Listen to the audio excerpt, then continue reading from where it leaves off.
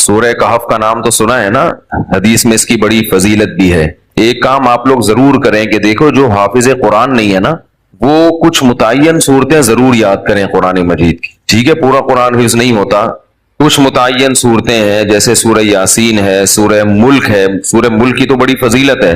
اسی طرح سورہ کہف ہے، یہ بھی زبانی یاد کریں۔ سورہ سجدہ ہے، یہ بھی زبانی یاد کریں۔ اور 30واں پارہ بھی مکمل زبانی اور 29واں بھی مکمل زبانی ہے۔ یہ دو پارے ہر ایک کو حفظ ہونے چاہیے، 29واں اور کیونکہ نمازوں میں پڑھے جاتے ہیں، 29واں 30واں مکمل یاد کر لیں، سورہ یاسین یاد کر لیں، سورہ ملک یاد کر لیں، اور سورہ کہف یاد کر لیں، سورہ سجدہ یاد کر لیں۔ سمجھ رہے ہیں؟ سورہ واقعہ یاد کر لیں، سورہ رحمان بھی یاد کر لیں، اگر سورہ رحمان یاد کرنا ذرا مشکل ہے، سورہ واقعہ یاد کر لیں۔ تو یہ چند صورتیں آپ یاد کریں گے نا، تو اس کا فائدہ کیا ہوگا کہ تہجد میں آپ لمبی نماز پڑھ سکتے ہیں۔ دیکھو سورہ کہف جمعے کے دن فضیلت ہے نا، تو وہ جمعے کی رات کو تہجد میں پڑھ لو سورہ کہف، فضیلت بھی حاصل ہو جائے گی اور نماز کا ثواب بھی مل جائے گا۔ تو جن لوگوں کو قرآن کا حصہ یاد نہیں ہوتا، وہ تہجد لمبی رکعتیں پڑھ ہی نہیں سکتے، وہ علم طرح سے بس پڑھتے رہیں گے، رکوع کریں گے پھر اٹھیں گے۔ تو وہ تہجد میں جو ہے نا، کچھ اپنا سینے میں اتنا قرآن محفوظ رکھنا چاہیے تاکہ کبھی انسان کی طبیعت میں نشاط ہوتا ہے، وہ لمبی نماز پڑھنا چاہتا ہے تو پڑھ سکے وہ۔ سمجھ رہے ہیں؟ 30واں پارہ ہے، ایک پارہ تہجد میں پڑھ لیں مکمل 30واں پارہ۔ تو یہ تھوڑا تھوڑا روزانہ قرآن مجید یاد کیا کریں۔ کیا ہو گیا بھائی؟ روزانہ آج سے عزم کریں کہ ہم روزانہ قرآن کا بے شک کچھ نہیں 4 لائنیں زبانی یاد کر لیں گے۔ ایک صفحے 15 لائنوں والا قرآن لے لیں، کیونکہ زیادہ تر حافظ میں نے دیکھے 15 لائنوں کے، ایک ہی ہمیشہ یاد۔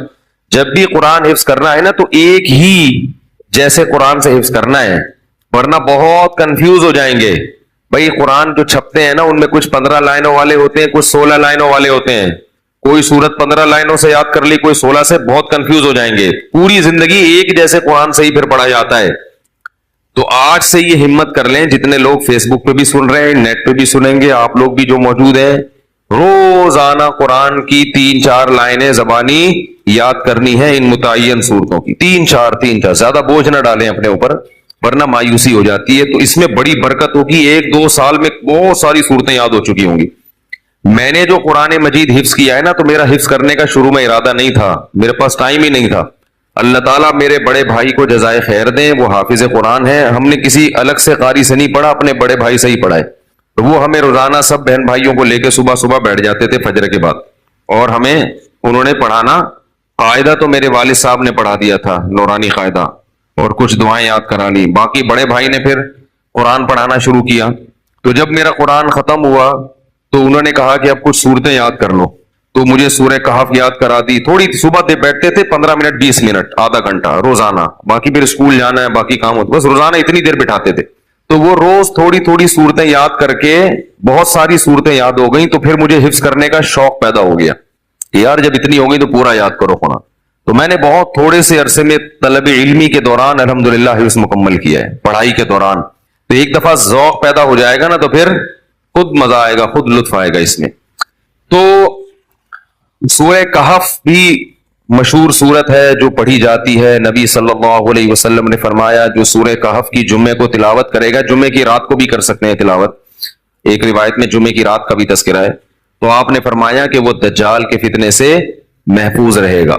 کہف عربی میں کہتے ہیں غار کو۔ اس میں 2 بلکہ 3 واقعات ہیں، 2 تو بڑے ہی دلچسپ ہیں۔ پچھلی قوموں میں چند نوجوان تھے جو ایمان لے کر آئے، جو کیا کیا انہوں نے، لیکن جس ملک میں وہ رہتے تھے وہاں کا بادشاہ بڑا ظالم تھا، وہ ایمان والوں کو زندہ رہنے نہیں دیتا تھا۔ تو ان نوجوانوں نے مل کے یہ کہا کہ ہم یہاں رہ کر اپنے ایمان کی حفاظت نہیں کر سکتے، ایمان ظاہر کریں گے یہ ہمیں مار دیں گے، تو ہم اس ملک کو چھوڑ کر کہیں نکلتے ہیں۔ یہ بڑی قربانی ہوتی ہے اپنا ملک چھوڑ دینا اللہ کے لیے۔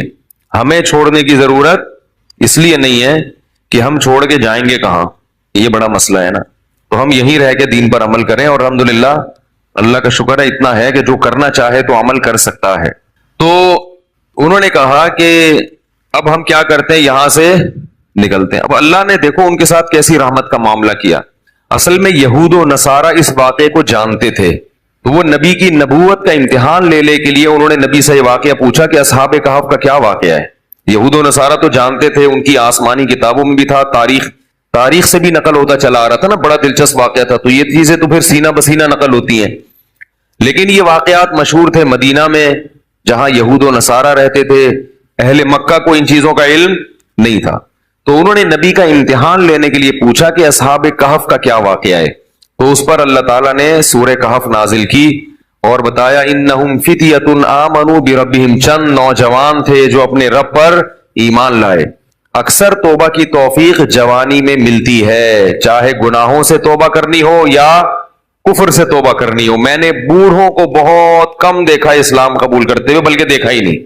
جتنے میں نے غیر مسلمان ہوتے ہوئے اپنی زندگی میں دیکھے ہیں وہ سب کیا ہوتے ہیں؟ جوان. حالانکہ اس وقت مزے اڑانے کی عمر ہوتی ہے. تو پتہ یہ چلتا ہے کہ جوانی میں توبہ آسان ہے، بڑھاپے میں توبہ مشکل. کیوں؟ جوانی میں جیسے گناہوں کا جوش ہوتا ہے تو گناہ سے بچنے کا جذبہ بھی جوانی میں ہی پیدا ہوتا ہے، کیونکہ جوش کا ہونا ضروری ہے گناہ کے لیے بھی اور توبہ کے لیے بھی. کیا ہو گیا بھائی ایک آگ بھڑکتی ہو نا جسم میں، گناہ کی بھی آگ بھڑکتی ہے اور گناہ سے توبہ کے لیے بھی جذبہ چاہیے. بڑھاپے میں جذبات کیا ہو جاتے ہیں؟ ٹھنڈے. نہ گناہ کا وہ جذبہ رہتا ہے اور نہ گناہ سے توبہ کا وہ جذبہ رہتا ہے، لہذا نیوٹرل ہو جاتا ہے. بس جس حال میں جوانی گزاری اسی میں رہتا ہے.